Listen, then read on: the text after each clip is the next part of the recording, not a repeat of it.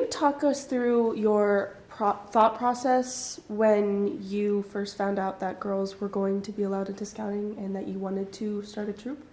Sure. So as soon as we knew that they were going to allow girls into the troop level of scouting, we knew immediately that we wanted to start a troop because we had girls that were already participating in venturing, and we knew that they would want to be in a troop as well. Me and a few other adults got together and started planning the troop well before the date. So the previous year we got together, started talking about how we were going to organize the troop, figuring out what adults were going to be leaders in the troop.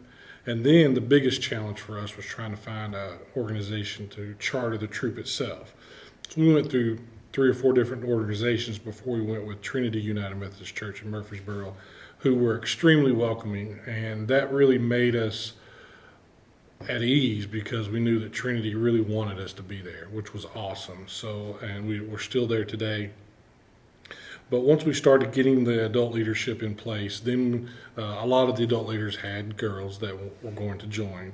So we had roughly 20 girls, I think, that we started the troop with, and it was pretty exciting. We started meeting before the troop was officially formed to go through some details so that day one we were ready to go. We were doing meetings and doing campouts, and I think the first campout we did was in March. So just less than a month away from the troop being officially formed, we had our first campout at Latimer Reservation.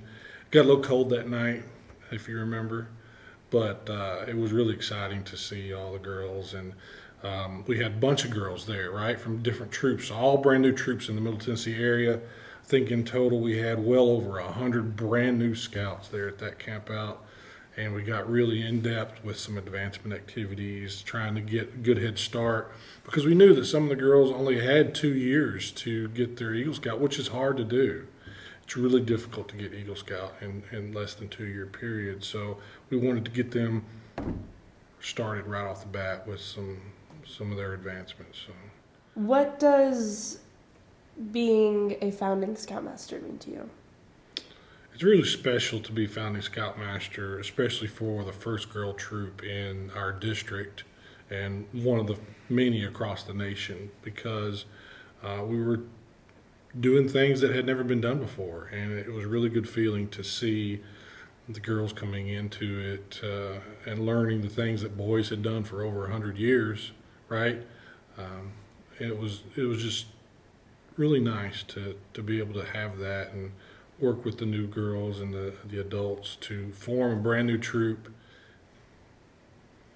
I guess the biggest thing I would tell myself is trying to really understand how busy we would be over the course of the first 2 years, because we did lots of stuff and it was a lot of fun, but we were constantly going.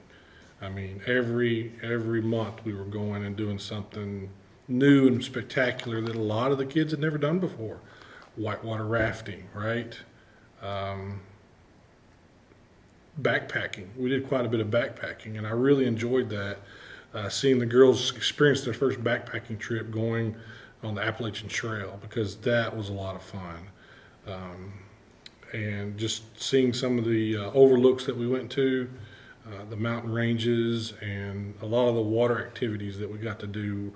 We did a lot of kayaking early on, and really, I think really, like I said, the camp out we did, the very first one, that Latimer Reservation camp out, was really, really special, you know, because we had not only our girl troop there, but all the other girl troops, so that all the girls could see that they weren't alone. And it was really nice to see all the girls there active and engaged and having fun. And Latimer Reservation is a beautiful place to go, especially for a first camp out. So it was really amazing.